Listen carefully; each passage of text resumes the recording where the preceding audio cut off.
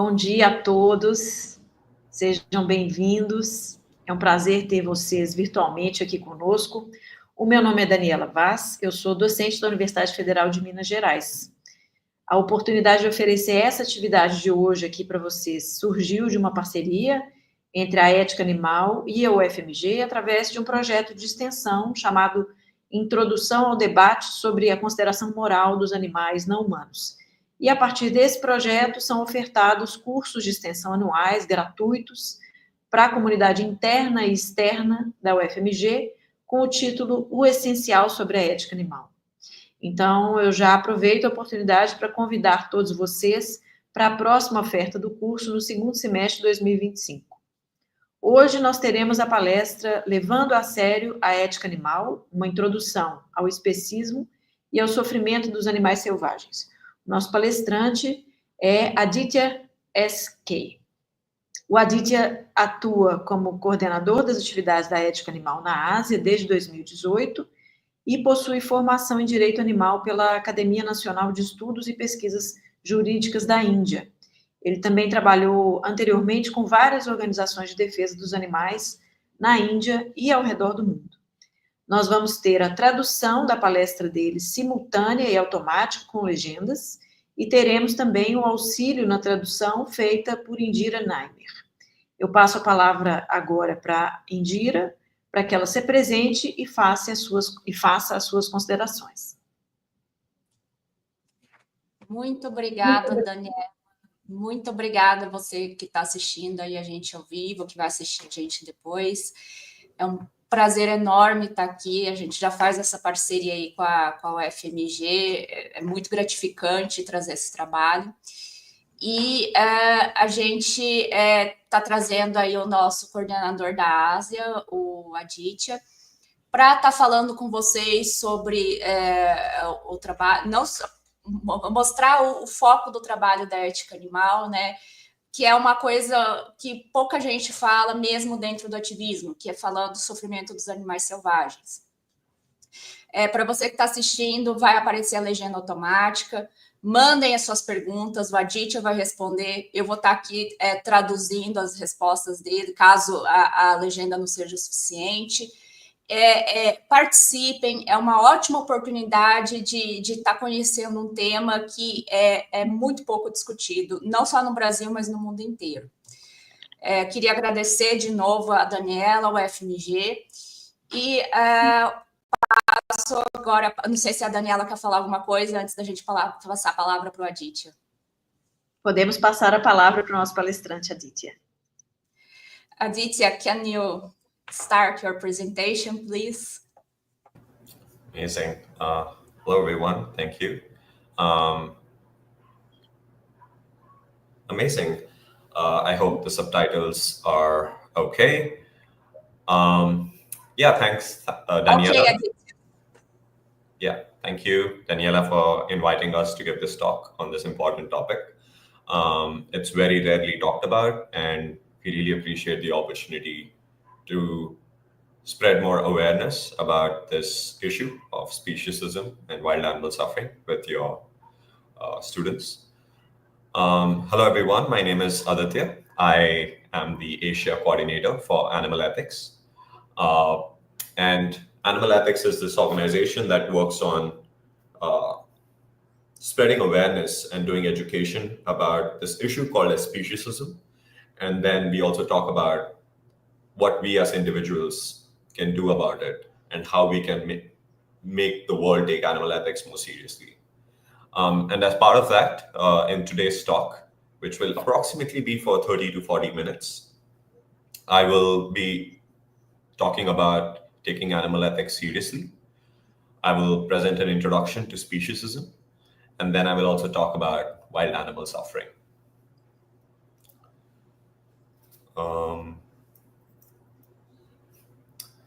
So in today's 40 minutes talk, I will talk about why we need to defend animals. So as part of that, there'll be 3 topics that I will cover in the talk. 1, I will talk about why we should respect all animals. The second, I will talk about the situation of animals currently in the world.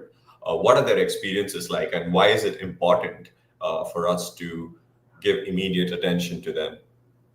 And the third one is I will talk about what animal ethics as an organization does to make a difference for the situation of animals. And I will also talk about what you as individuals here and scholars can do to make a difference for animals. So starting off with, why should one even respect animals? When we talk about animal ethics in society, most people choose to ignore the interests and the rights of animals. No one talks about what an animal needs. So why is it that we should take animal ethics seriously? Right. Some of you might have heard about this word called speciesism, and some of you might not be aware of it. But what is speciesism?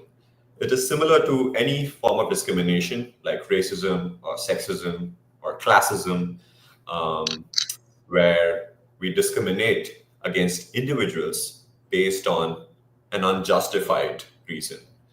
This could be based on skin color, on their gender, on their class, religion, etc. Similarly, speciesism is a form of discrimination where one discriminates against individuals based on their species membership, based on which species they are born into.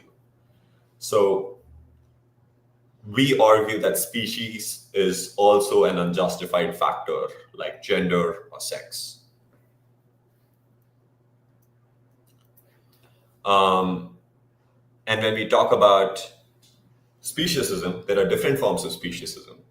The first form, which is the most commonly held form, is called as anthropocentrism.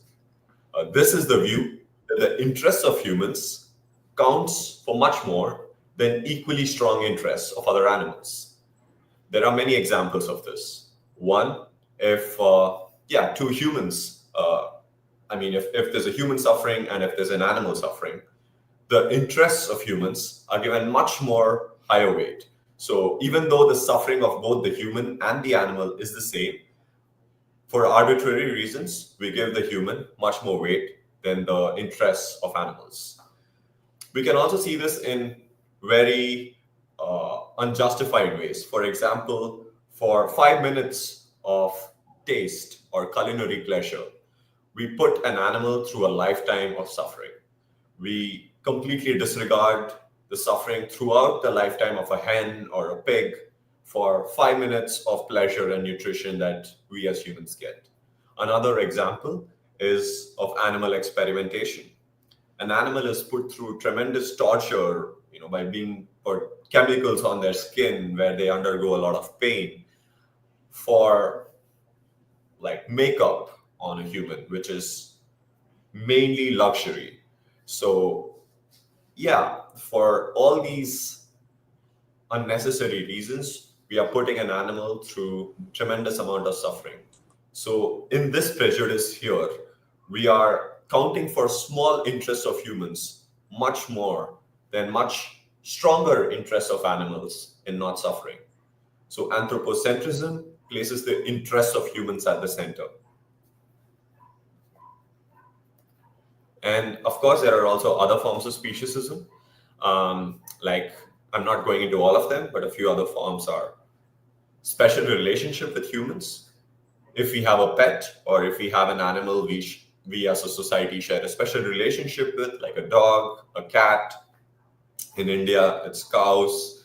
Sometimes people have some smaller animals as pets. So if there are these animals, then they are given higher consideration. These species are given higher consideration, whereas species we don't share a special relationship with, say the fishes or the wild animals, they are not given moral consideration. Similarly, it could also be discrimination based on aesthetic preferences, animals that we find cute or aesthetically pleasing. For example, pandas or cute dogs or some beautiful birds, whereas animals that we consider ugly or not aesthetic, like rats, pigs, or animals in the wild that we call as vermin, all of these are considered killable. Their interests don't matter. And the final form of speciesism that I want to talk about is the discrimination based on the size of animals. The larger animals, the elephants, the bears, the bigger animals are given much more consideration because it's easier to relate with them, it's easier to see their expressions, and they are more visible. Whereas the smaller animals, which are the majority of animals, like the insects, the invertebrates, the shrimps, the fishes, all of these animals are not given moral consideration because they're smaller, they are less visible. It's people argue that it's because it's harder to relate with them. So yeah, these are different forms of speciesism, as we can see.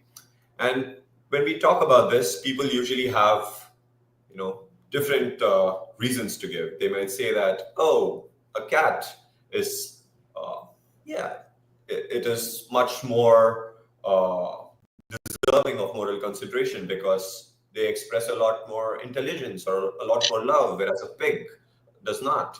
There is this unjustified discrimination that humans exhibit, where they give some species a lot of moral consideration and they don't give some others. It could be humans versus animals or some species versus other species. When we talk about speciesism, people usually give different justifications. I would not go into all of them, but I would like to present some of them to you and also talk about why they are not actually valid. So the first one is that, animals do not have this complex intellectual capacity that we as humans have. We humans have like these sophisticated cognitive capacities that animals lack. And hence it's okay to not consider their suffering. The next one is that, we have a special relationship of solidarity or sympathy with other human beings. We don't share this with animals, so I will not consider their desires. And finally, the argument from might, which is that humans are much more powerful than other animals. And so just because we are more powerful, we should be allowed to dominate over other animals.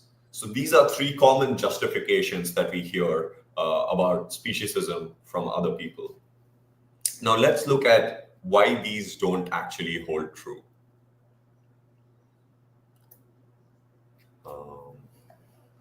Yes. So humans usually think of human versus animal world as the follows, which is all humans are at this side of the line and all animals are at this side of the line. We feel that there is this one particular line that separates all humans from all other animals. These humans have complex cognitive capacities, we have special relationships, and we are more powerful.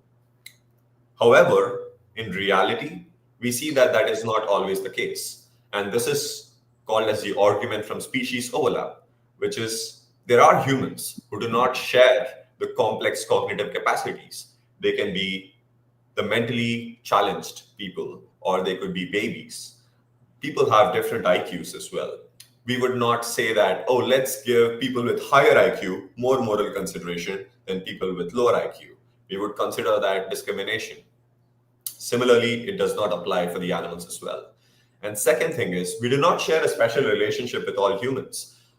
If an orphan child is suffering in Syria or some other country where there's war, we as a society would be in favor of helping the child. We would not say, let's not consider the suffering of the child because we share a special relationship with them. Then why is it that we use that reasoning to not consider the interests of animals that we don't share a special relationship with? And finally, when we talk about argument from power or might, there are humans who are not as powerful as other humans, like babies or from marginalized communities or women, or there's always power relations in the society, but we do not use these power relations to justify ignoring the interests of these other individuals. Similarly, it is unreasonable to use this form of argument when we are talking about speciesism. So, as we can see here, if we agree with the earlier three premises that yeah, we use those arguments to ignore the interests of people who do not have the cognitive capacities, or we do not share a special relationship with, or they are not powerful, then it means that a lot of humans will also be excluded, and it would be okay to ignore their suffering. But a lot of us here would not be okay with that conclusion. We would consider that to be unacceptable. So the only way to avoid that conclusion is to consider the interests of all beings that can suffer, of all beings that can feel pain, and not use these arguments to justify discriminating against non-human animals. In such a manner, we can include the interests of both humans as well as non-human animals. As I mentioned here, the capacity to feel pain and suffering is what matters here. And we call this as sentience. Some people use the word consciousness, which is the capacity to have subjective experiences, which is to have something there is to feel, like to have mental experiences. So that is called as consciousness. And what I mean when I say sentience here is to have positive or negative experiences, which is the experience to have pleasure or suffering. I argue that this is what matters when we are deciding whom to give moral consideration to. Because what matters is if the other individual has the capacity to be harmed or benefited.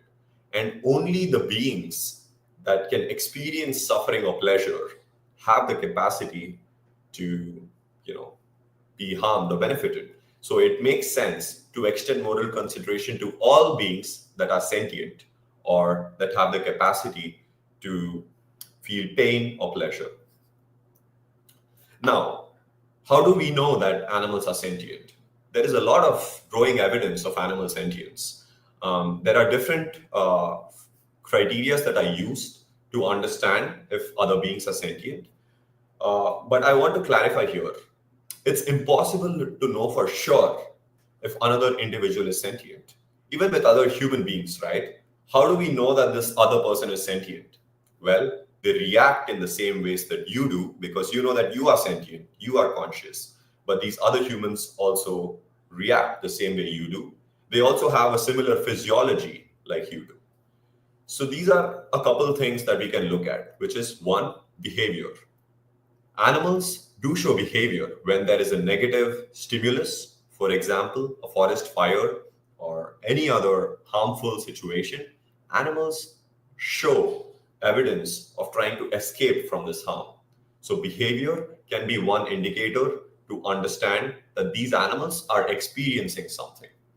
There are a huge group of, all vertebrates and many invertebrates express this behavior of trying to escape from harmful stimulus.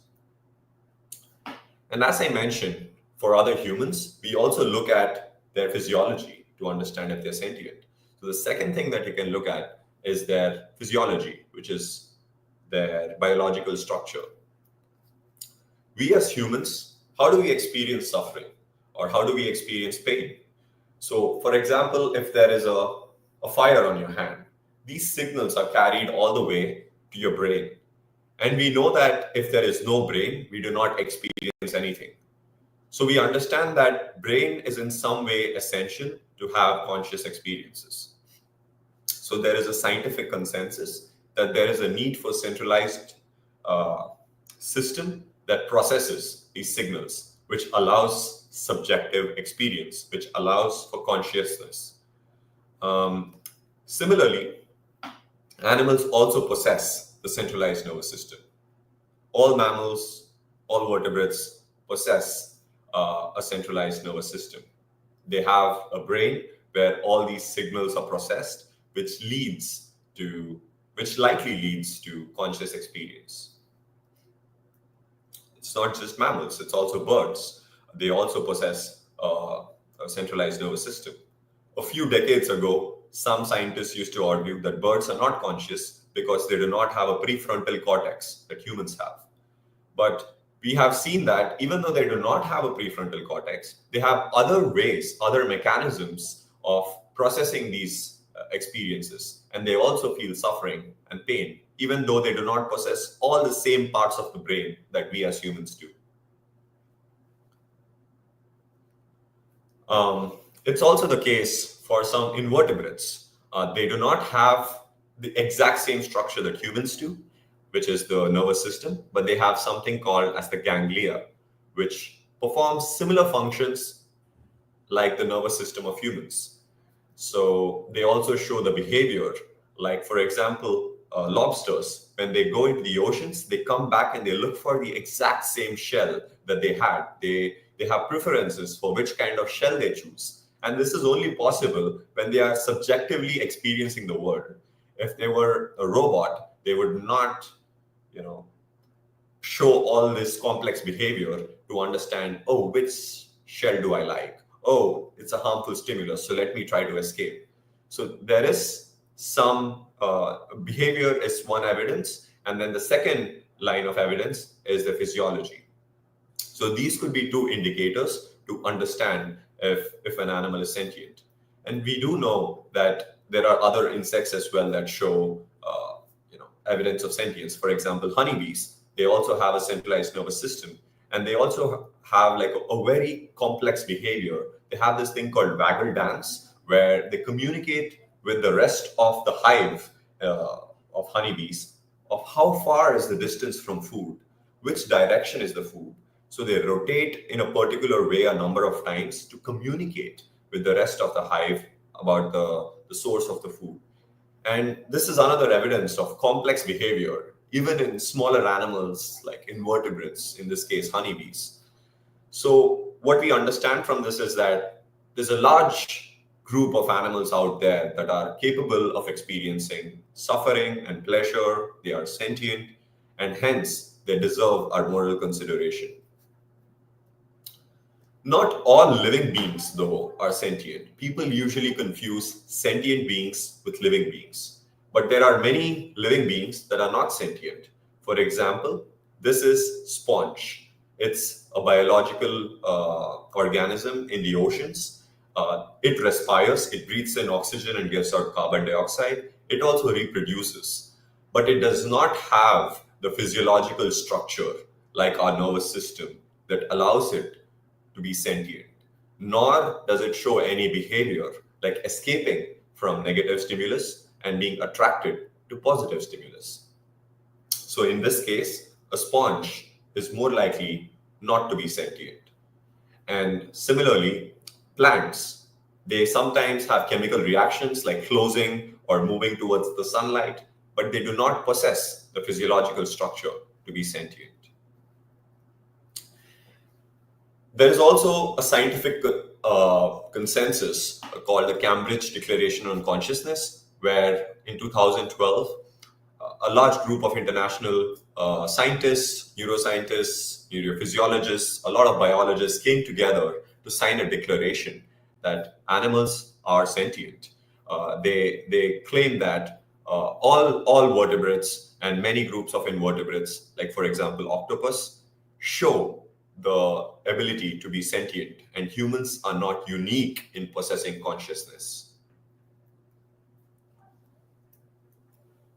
Now, when I talk about sentience, I also want to clarify here that I'm not only referring to the fact that only biological organisms can be sentient.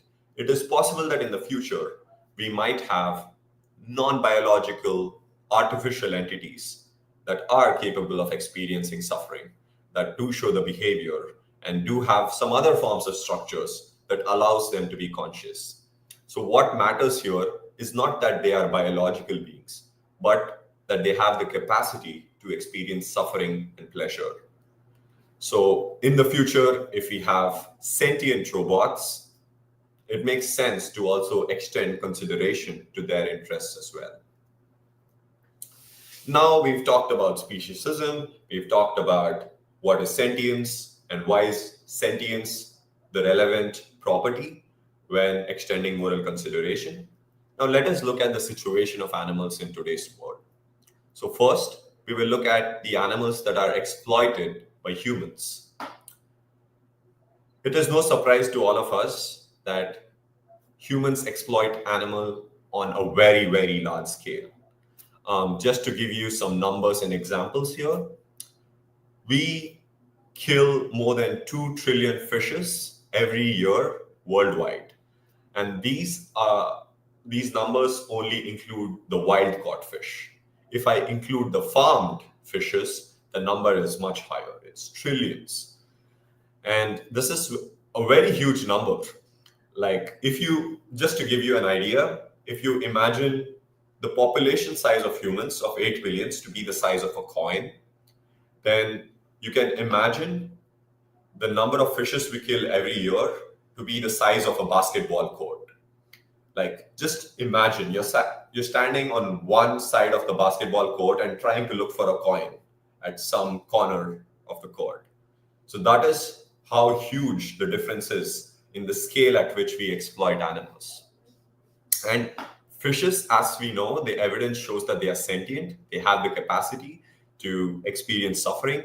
For example, it's recently been shown in experiments that fishes also pass a mirror test, which is an experiment to determine self-awareness. So a mirror test is where if you put a dot on a mark on a fish and you show them a mirror, they recognize that the mark is on themselves and they try to rub off the mark on their body. And this has been shown in some species of fishes like cleaner wrasse and zebrafish, where they look at the reflection and try to clean themselves. So this is only possible if they have some model of their own body. So fishes are such, complex and sentient creatures, and we exploit them on such a huge scale, and we pull them out of the water where the hook is put inside their skin, which is extremely painful, and sometimes they are pushed under the weight of other fishes and they die through asphyxiation or under the weight of other fishes, which is very painful. Similarly, we also kill more than 50 billion chickens. And it's no surprise that we have genetically modified chickens. We are killing chickens for their meat, their eggs. And for example, for eggs, they are put inside these tiny containers. Sometimes they're called as battery cages, where there's only a size of an A4 size sheet for them to move. And within this space, they don't have enough freedom to move their wings. They don't have enough freedom to exercise their natural behavior. And they get so stressed that they start killing each other. They start cannibalizing. They go crazy. And so this is an extremely painful condition for most animals to be grown into.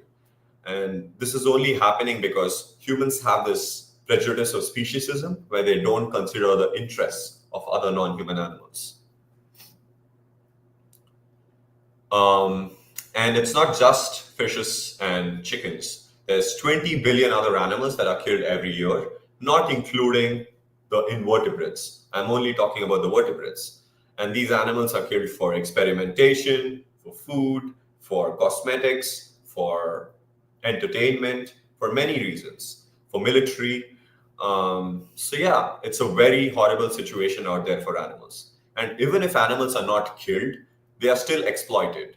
For example, in dairy farming, a lot of people think that, because we are not killing the cow for milk, it's a fair industry.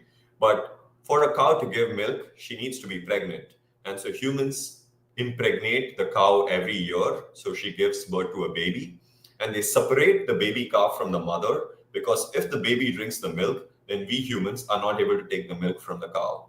So they separate the calves and they put them in these wheel crates out there. If they are males, then these calves are sent to slaughter for their flesh. If they are females, then they are also used for the milking industry. And it's a very exploitative industry where the natural reproduction of a cow is exploited for human benefit. So yeah, this is also another form of exploitation, where even if we don't kill the animals, we put them through a lot of suffering. And I've mainly talked about mammals in the previous, or vertebrates in the previous slides, but invertebrates as well there is growing evidence that they are also sentient. For example, in UK, they recently released the sentience bill, where they also recognize the sentience of crustaceans and decapods, in this case, shrimps or octopuses, where they have the capacity to experience suffering. And so, yes, there is growing evidence of shrimps, of crustaceans also possessing sentience. And this industry is also growing very fast. Brazil, a few decades back, did not have shrimp farming or shrimp factory farming. But in the past few years, shrimp factory farming is growing rapidly in Brazil. And also there is insect farming that's growing around the world. A lot of people are unsure of the sentience of insects. There is some growing evidence of insects potentially having the capacity to suffer, but there is inconclusive evidence. But mainly due to the scale of the suffering, which is the scale of individuals that are farmed for insect farming, it makes sense to also take a precautionary approach here and not farm them in case they are sentient. Now, we've talked about the different ways in which humans are causing harm to animals, but rejecting speciesism does not only mean being against harming animals, but it also means being in favor of helping them whenever that is possible. So when you are against harming animals, people take different lifestyle choices. For example, they stop using animal products, they go vegan, they do not participate in animal exploitation through their consumer choices. So that is one thing they do. But also it means that to help animals whenever possible, because when we are against discriminating humans, we not only stop harming them, we also go out there and start helping them. This brings me to the case of wild animals, because they are usually outside human control.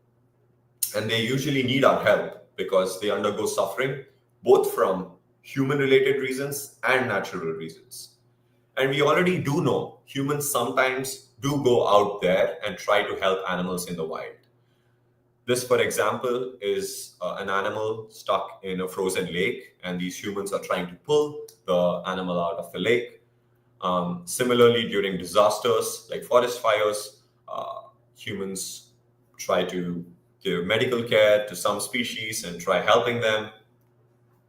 Sometimes during extreme weather conditions, when there is a lot of cold, there's lack of food, we see mass feeding programs where they put food in these wild areas. And animals are benefited from it. We see animals eating this food and helping them during times of extreme weather conditions. This is another example from Rio Grande do Sul, where there were floods, I heard last year, where a lot of humans and animals were affected. And humans did go out there and try to help these animals that were stuck in these floods. So we do have examples of humans trying to help animals. Similarly, aquatic animals during tides, where the water recedes back, these aquatic animals get stuck on the shores of the beach. And in many cases, we see communities coming together and trying to pull the aquatic animals back into the oceans.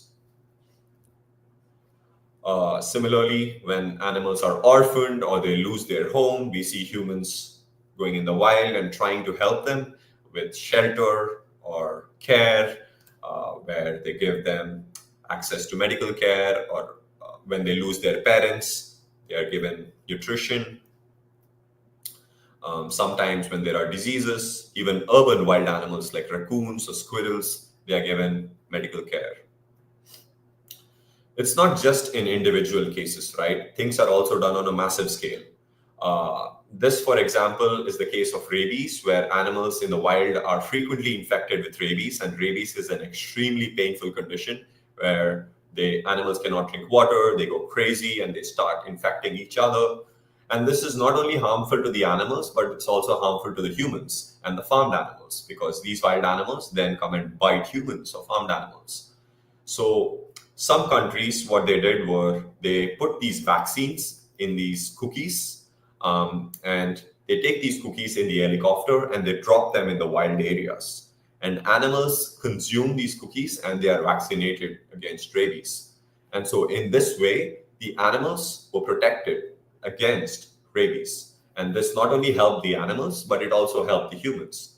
So it is important here to remember that humans gave these vaccines because it was for their own benefit. They did not do this for the animals, but it also instrumentally ended up helping animals. Now, I've talked about some ways in which humans do go out there in the wild and try to help animals. They do show some compassion and they try to help animals in the wild. But most people have this idea that animals in the wild are always living a positive life. They are living in harmony, there is no suffering, and as long as humans do not interfere in the wild, they're living a beautiful life. But most animals in the wild are not living a beautiful life. The documentaries in the Natural Geography or Discovery Channel, they show like, oh, it's so beautiful, animals are, living a happy life. But animals in the wild frequently go through many forms of harm, and they are not always related to humans. The majority of harms that animals undergo in the wild are due to natural reasons. They can be due to weather conditions. They can be during extreme drought, where there is lack of food, where animals walk for long distances in search of food and they start consuming. The body starts consuming the own flesh of the animal, the fats, and they grow very skinny and they die very slowly. Similarly, during natural disasters like forest fires, it's nothing new for all of you. Brazil has forest fires every year where many animals suffer a lot and they end up dying. And one can only imagine how painful it is to be burnt alive. Humans can escape from the fires. The larger, faster animals can escape from the fires, but the smaller animals have a much more difficult time, or the slower animals have a much more difficult time escaping from these fires. This is another example of floods in India, where every year a lot of animals die in the natural floods. Some animals have adapted to escaping to the natural mountains, but many other animals, like I mentioned, who are slow or small, they do not have an opportunity to escape.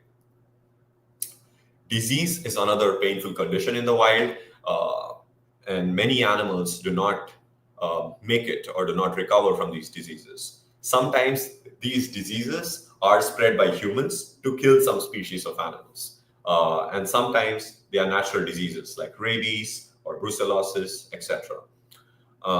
In this example, the rabbit is affected with this disease called as myxotomasis.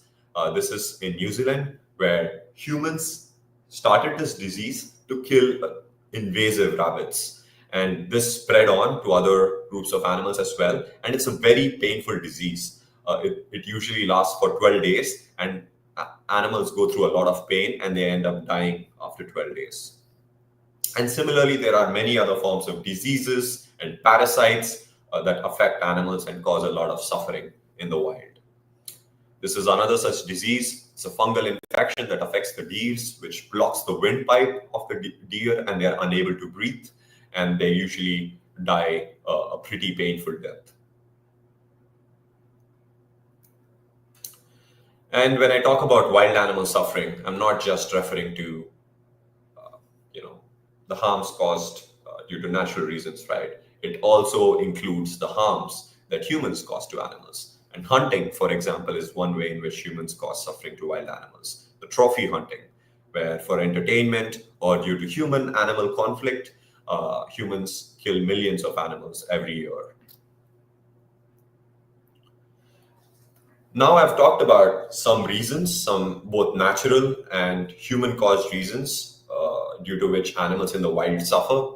Natural, I've talked about weather events, parasitism, predation, starvation, disease, parasitism, and sometimes fighting for the territory.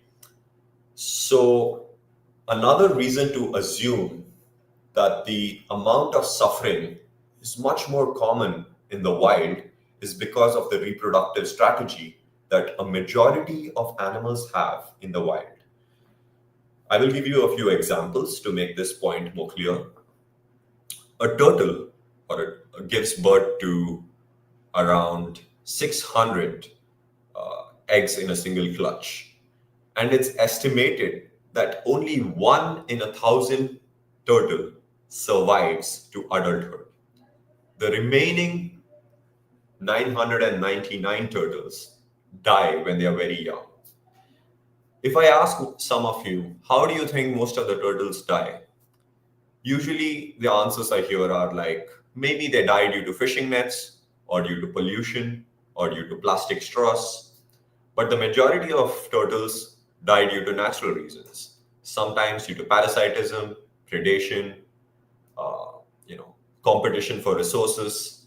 Sometimes they just die due to exposure to sunlight.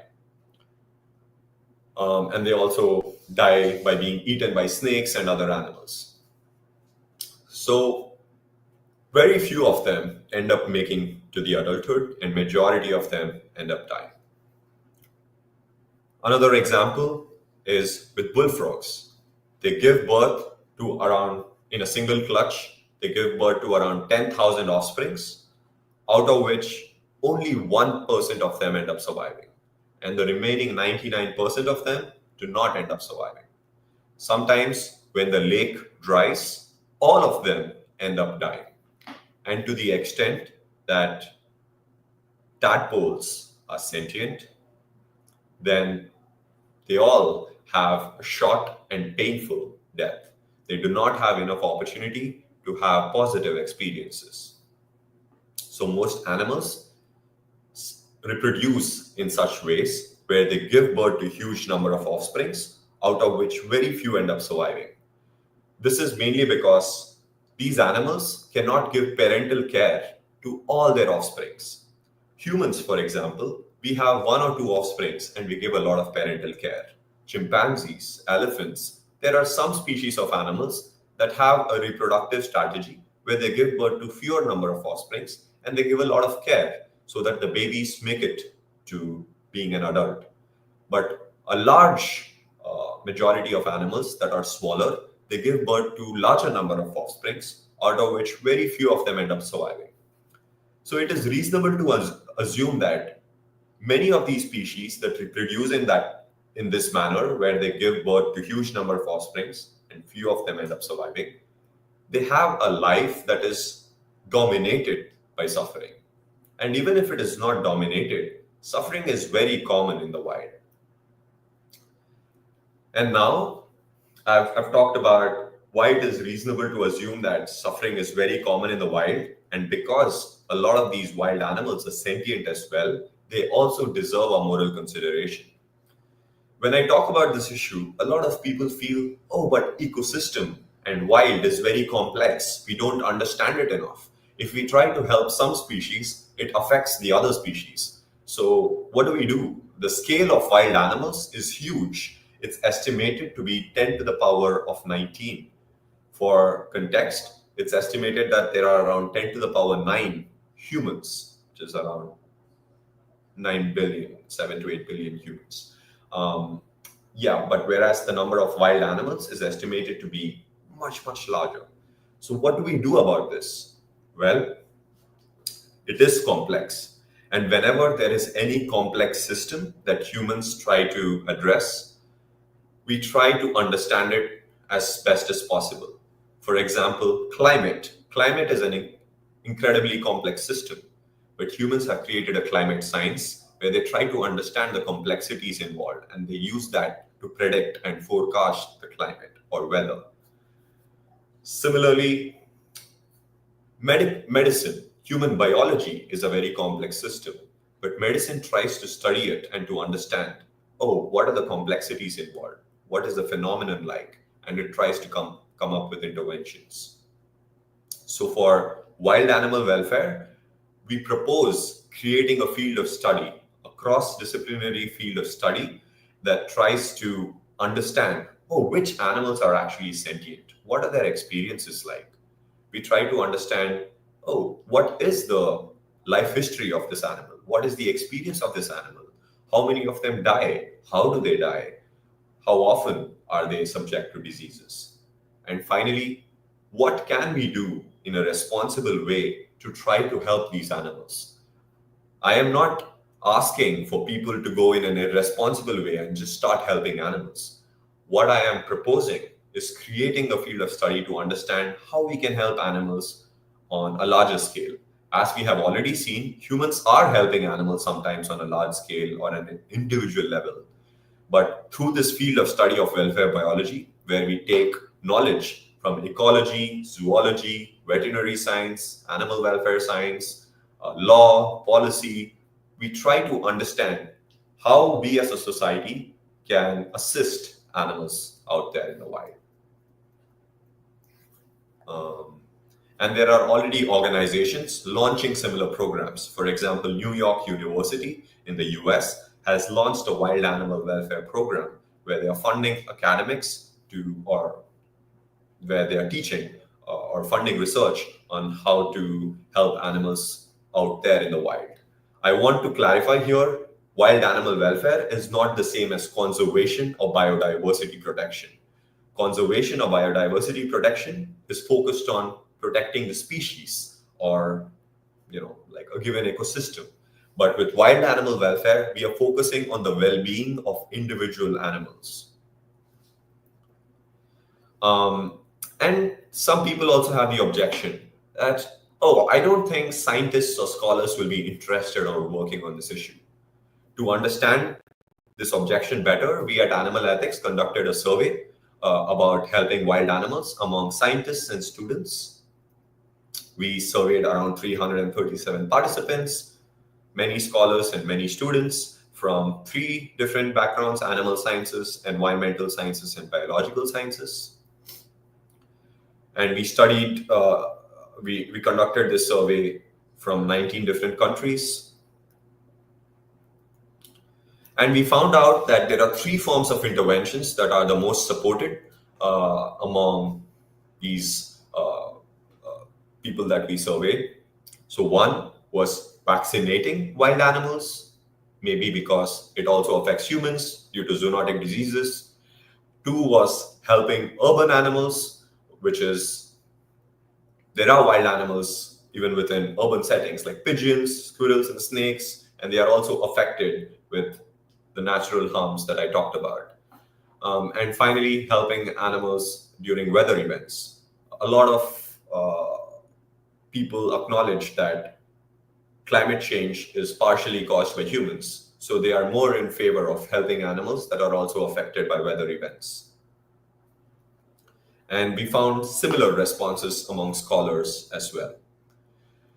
The reason it is important for us to focus on acceptable and more mainstream ways of helping wild animals is so that we are able to spread awareness or increase consideration for helping wild animals, so that in the future we are able to gather more support for helping animals on a larger scale.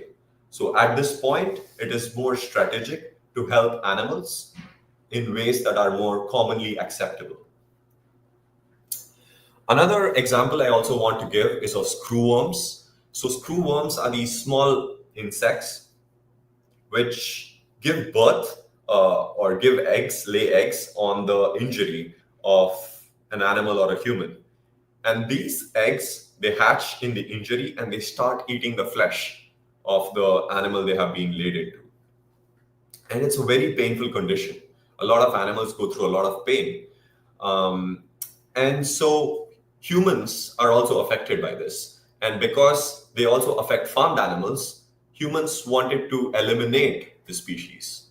So what they ended up doing is they ended up doing fertility control, where they put some of these insects into X-rays where these animals became infertile and they released them into the wild.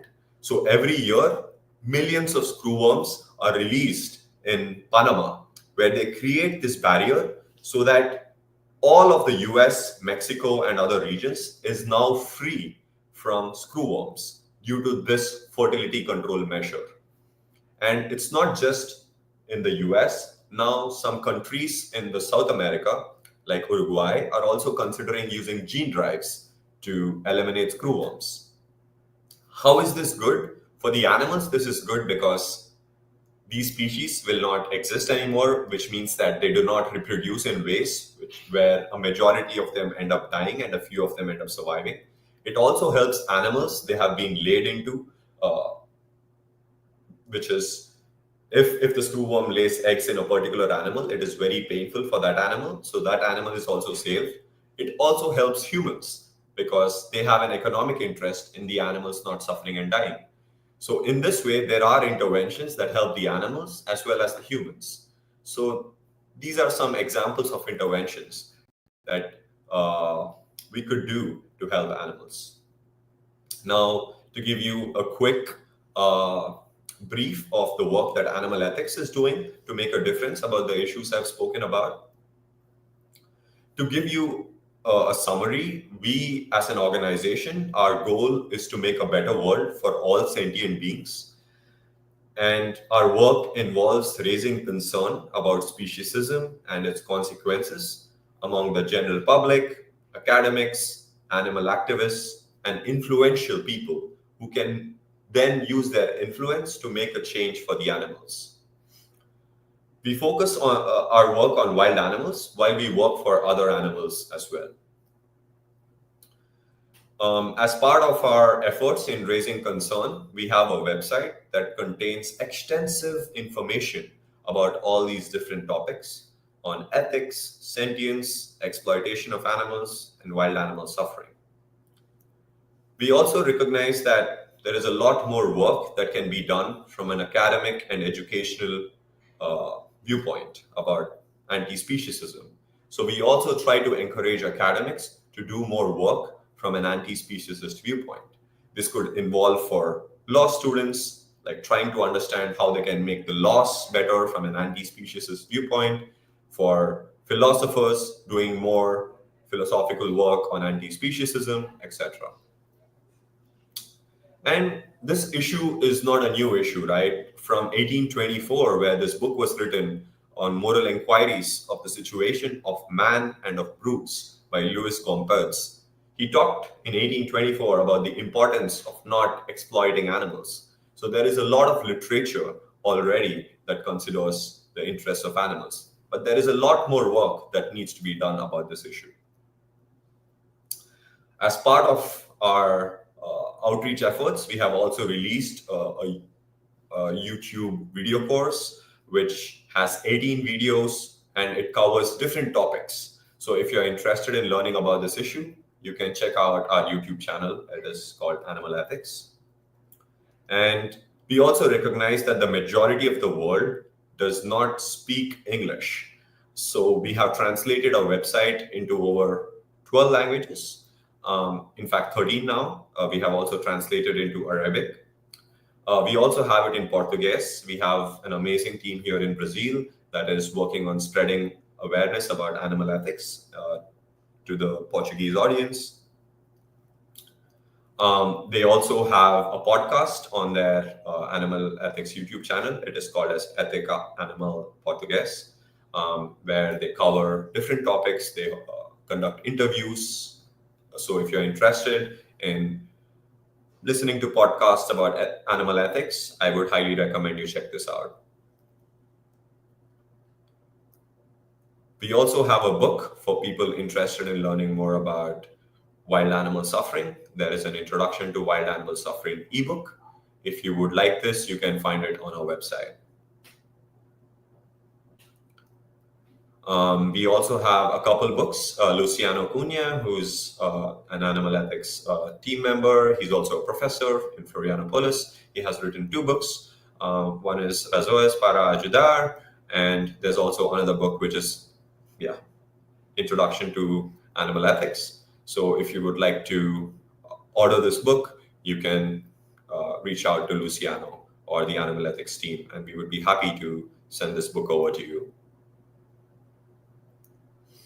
If you would like some literature in English or Spanish, the co-founder of our organization, Oscar Horta, has written this book called Making a Stand for Animals, where we cover a lot of topics on animal ethics. And given the way in which AI is developing in society, we also decided to use the help of an AI to create this chatbot, and we gave it a cute name called Senti, where if you would like to ask questions and engage with this topic through the use of an LLM, you can find this tool on a website where you can ask questions and it will give you the answers. Yeah, so this was mostly my content. Thank you so much for your time and listening to me. I'm happy to accept questions and discuss more about these topics with you. I would like to also talk about this issue being very neglected. Very few people talk about anti-speciesism and the interests of animals. So I would like to strongly encourage all of you who are listening today to educate yourself about these topics and spread awareness about this issue in your network. It is very important to create change in the attitude of people for there to be change for the animals. So I would like that to be my closing remark, and thank you so much.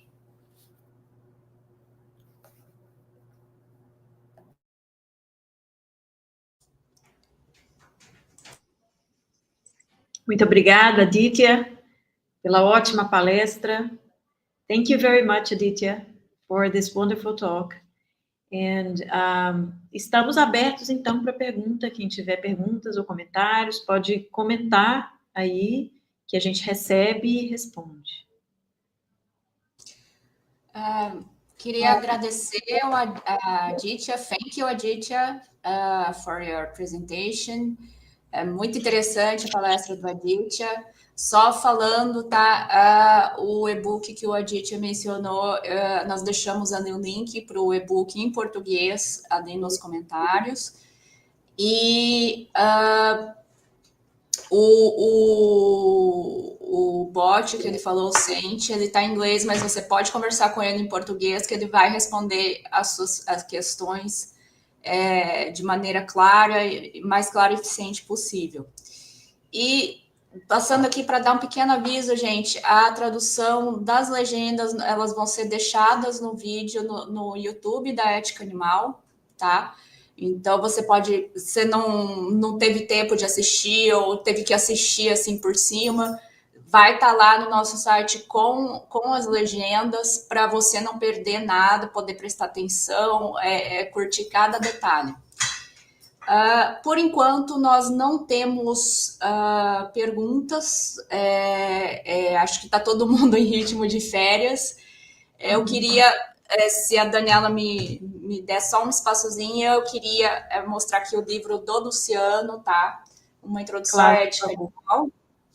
Eu queria falar, esse livro aqui, você adquirindo ele diretamente com o Luciano, tá? Através do WhatsApp, você vai estar ajudando a Ética Animal a continuar o trabalho, porque a gente depende de doações aí para continuar nosso trabalho. O contato do Luciano tá aí na tela. É um ótimo livro para quem quer começar a entender mais sobre o tema e para quem está fazendo pesquisa já. Muito, muito bom. E não temos perguntas por enquanto. Não sei, Daniela, você quer comentar alguma coisa? Queria dizer que é possível fazer doações para a Ética Animal, como eu faço, a partir do site, né? É fácil de achar lá o local onde você pode entrar para fazer suas doações no valor que você escolher, que você puder e quiser contribuir. Exato. A gente não tem perguntas, mas eu gostaria de fazer uma pergunta para o Aditya, porque a gente não está aqui só para apresentar, a gente está aqui para aprender também, né? Eu queria vou perguntar primeiro em português, aí vou traduzir aí para o Aditya, como que é lidar com essa falta de interesse do campo científico, né? Porque muitas vezes nós vemos, não sei se é uma falta de interesse, é uma falta de conhecimento em desenvolver disciplinas que vão usar o conhecimento que já existe para ajudar os animais selvagens.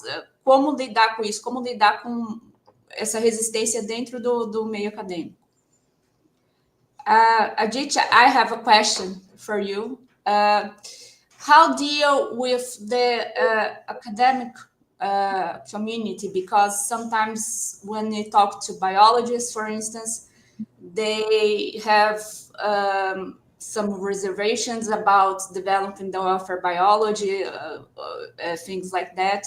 How to talk to this public? Because it's not like we are asking them to review scientific knowledge. We're asking them to, using this knowledge to do a better work. How to deal with this situation? If I understand your question correctly, you're asking about, given that this is such a new field and that there might be hesitation among academics to work on this issue, how do we introduce this issue to them? Right. Yeah, thanks for that. I think the solution lies in what I mentioned in the previous few slides, which is, I think it's always good to present examples of work that is already being done, where we are in some ways helping wild animals, but at the same time, the interest of helping wild animals is also intersecting with the interest of helping humans or ecosystem. So when it is presented in such a way, there is usually lower hesitation. I have given talks to many academics, and in my experience, they are usually open to the idea, as long as there is funding available as well. So I think it's important to direct people to necessary resources, funding, and also give them examples of how work is already being done on these issues by showing them some more studies that are being done on this issue. So for example, one could introduce the work being done by Wild Animal Initiative and show some of the studies that they have done. And that could serve as a useful reference point, and that might decrease the amount of resistance from academics. So that would be one part of my answer. And yeah, I think that mostly covers what I wanted to say. I have a question. Eu tenho uma pergunta também. Eu gostaria de perguntar sobre estratégias para espalhar tanto a conscientização quanto a necessidade de ação em relação aos animais que nós usamos para consumo, especialmente, para a população em geral. Mas eu queria ouvir sobre estratégias que fossem além da conscientização ou da persuasão de cada indivíduo, né, que vão depender, portanto, desse indivíduo ser convencido da necessidade de mudar o seu comportamento e vão depender também de muita força de vontade para mudar comportamento e hábitos, ou seja, esse tipo de abordagem dependeria da vontade, né, da força de vontade de cada pessoa individualmente. Eu gostaria de perguntar sobre outras estratégias no nível coletivo, no nível da política pública, que pudessem mudar as formas, né, da gente conviver e da gente, enfim, se alimentar, por exemplo, que não dependessem tanto da vontade individual. So my question regards strategies to engage people and in some way help them become conscious of the need to change their behavior. And most of the strategies we see around involve individual persuasion, and they also involve relying on individual willpower to change their behavior. I would like to ask about other strategies that would be at the level of public policy, and that will be at the level of collective engagement, so that we can reshape the environment, the behavioral environment, so that we help people become aware of the issues and change their behavior without relying so much on individual persuasion and individual willpower. Because I have to say, it's not easy. I speak from my own experience. It's socially very difficult to be vegan, for example. So beyond engaging individuals, how could we engage public policy to help change in larger scales? Thank you for the question, Daniela. I think this is a very important question.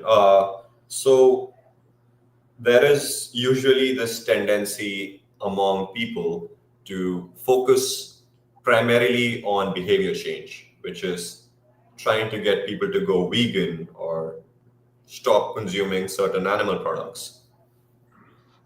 But what I argue here is that we can also focus on attitude change for people, which is changing values and changing attitudes, which is less difficult compared to changing their behavior, because it's easy to accept in theory, and that would lead to changes in behavior automatically. So at least when conversing, it makes sense to talk about changing attitudes first, because that will also affect animals that are not directly affected by their behavior choices, like wild animals or other animals. So one is attitude change. But I recognize that your question was about what can we do on a collective level to reshape the society. And yeah, I think the more significant changes come from changing policies or come from changing law and changing the mass culture as well.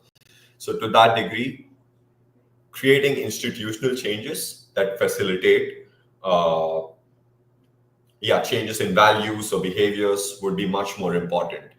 This, for example, could be coming up with certain forms of laws that change how people interact with animals. This could be preventing new forms of exploitation from coming into existence. Like I mentioned, insect farming is relatively new. So if we are able to preemptively prevent certain forms of harms to animals from occurring through laws or policies, that would be very useful. And as I already talked about, there could be certain interventions that are useful both for wild animals and for humans. So to try to create policies and research in that area would be useful. I think another very important thing is access to funding and resources. So trying to inspire philanthropists or other major organizations that provide funding to also give funding to research within these other areas. So I think that could also facilitate new research from coming into existence that will facilitate a change in values and behavior.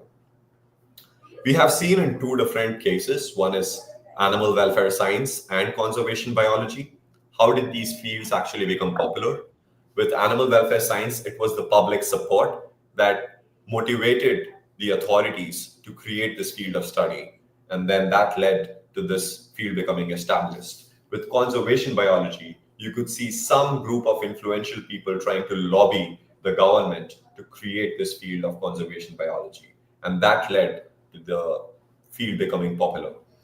So similarly, we use both these approaches with wild animal welfare science. We can try to spread awareness, like through mass media, through mass culture, through movies, books, and just nurturing an ecosystem where these ideas become normalized, and at the same time also trying to do institutional reforms, legal reforms that lead to a top-down approach. And I think Brazil and some Latin American countries do serve as like a positive example, in the sense that there are some Latin American countries have banned hunting, they have banned recreational fishing, They have included the interests of animals in their constitution. So I think these serve as a good first steps, but there's a lot more work to be done. And so yeah, this would be my thoughts on your question. And yeah, it could be similar for other forms of exploitation as well, like animal experimentation, animals used for food, animals used for sports. So trying to come up with organizations or reforms that change the situation. Yeah, thank you. Perfect. Muito obrigada. Thank you. Nós, por enquanto, não temos mais perguntas. Eu gostaria de colocar uma pergunta para a Aditya. Nós temos hoje, por exemplo, os animais que são usados em pesquisas, né, biomédicas. Eles são usados porque, muito provavelmente, eles são parecidos o suficiente conosco para gerar resultados, uma base científica mais ou menos sólida, né? Mas, ao mesmo tempo, a diferença que existe biológica entre nós e esses animais é usada também para discriminá-los. A mesma diferença ela é usada a favor e contra os animais. Eu gostaria que o Aditya conversasse um pouquinho sobre esse tipo de lógica, pensando numa possível ciência aí artificial. Nós temos um monte de cientistas usando modelos para desenhar a evolução aí de como uma espécie evoluiu. Imagina se em algum momento um desses modelos aí for senciente. Como que a gente lidaria com isso? Como que a gente faz as pessoas... É difícil fazer as pessoas se importarem com os animais que já existem.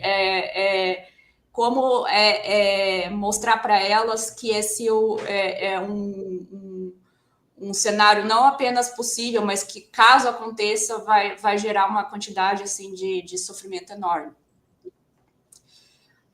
Aditya, I want to ask you one final question, please.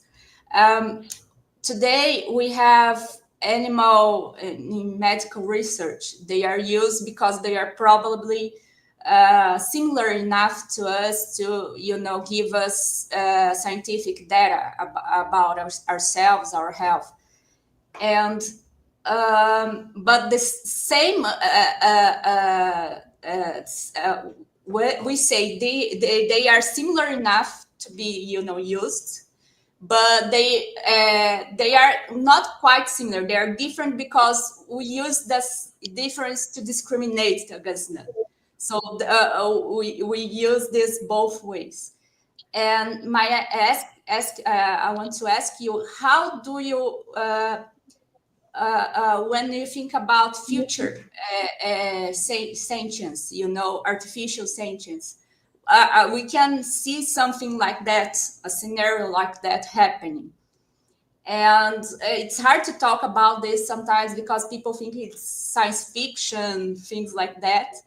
But for instance, we have scientists nowadays that are using computer-generated models to study evolution of species.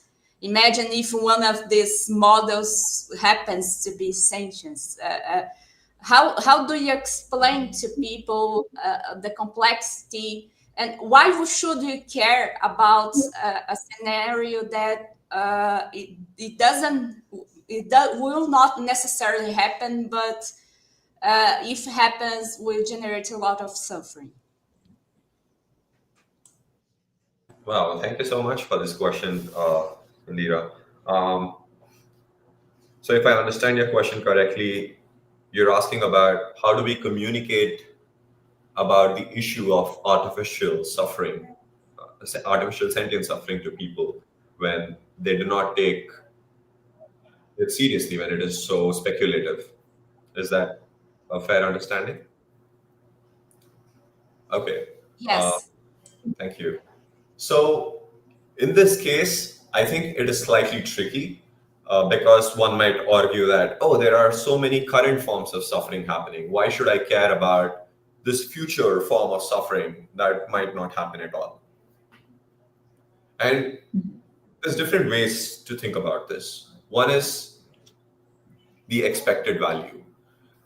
let's assume 40 years ago, people were like, oh, I don't think insect farming will happen. There are so many animals suffering today. Why should I even care about this? But today, insect farming is happening, and it is growing very fast with more number of animals being killed than before.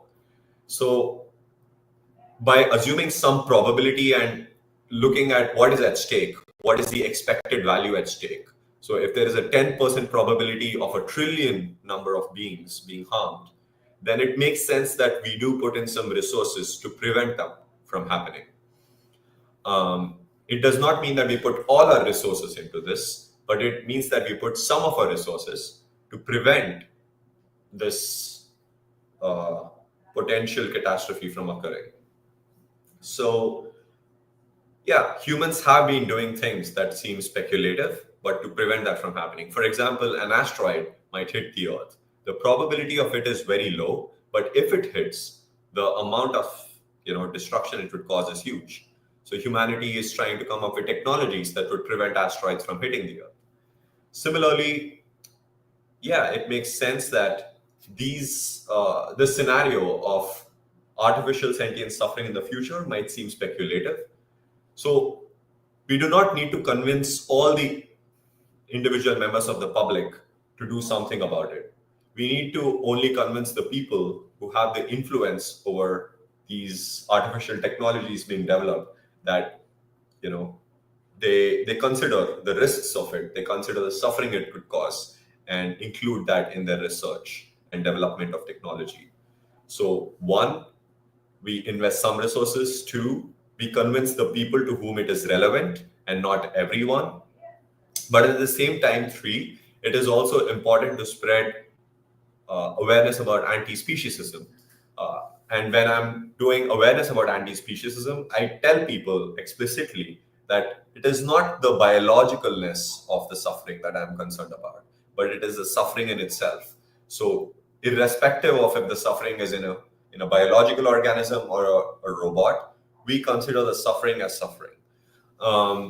And so when we talk about anti-speciesism and taking suffering seriously, in the future, if artificial sentience occurs, this concern for suffering will spill over to the suffering of other artificial entities as well. So just by changing attitudes of people, we make it less likely that people will support exploiting artificial sentient beings as well. I'm not sure if that made sense. If you have any more questions, I'm happy to clarify. Yeah, thank you, Aditya. Enquanto nós não temos mais perguntas, Daniela, você quer fazer alguma pergunta?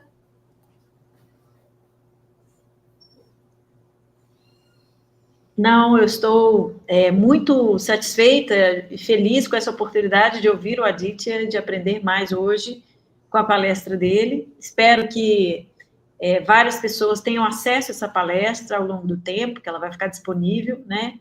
E que todo mundo, então, possa se sentir provocado pelas questões e argumentos que ele traz aqui, que são muito pertinentes, né? Em relação a esse tema. Então, como nós não temos mais perguntas, eu queria pedir as palavras finais aí para o Aditya e para a Daniela, e novamente agradecer a Daniela por essa parceria com a Universidade Federal de Minas Gerais, que a gente da Ética Animal está tendo a oportunidade de falar sobre assuntos aí de ponta em ética animal, que não estão sendo falados, graças a parcerias como essa com a Daniela. Então, muito obrigada mais uma vez, Daniela, obrigada à Universidade Federal de Minas Gerais. Eu passo a palavra para o Aditya e para você. Aditya, do you have any final words? No, but I just wanted to thank Daniela for organizing this talk and for the university for hosting this talk. If you have any questions, you can feel free to reach out to me on this email ID. Happy to discuss any ideas or projects that you might have in mind. Thank you. Gente, eu é que agradeço pela parceria com vocês. É uma oportunidade muito grande, né, de espalhar o conhecimento e influenciar a formação, né, tanto dos estudantes quanto da comunidade em geral. Então, é um privilégio para a Universidade Federal de Minas Gerais contar com uma parceria tão qualificada.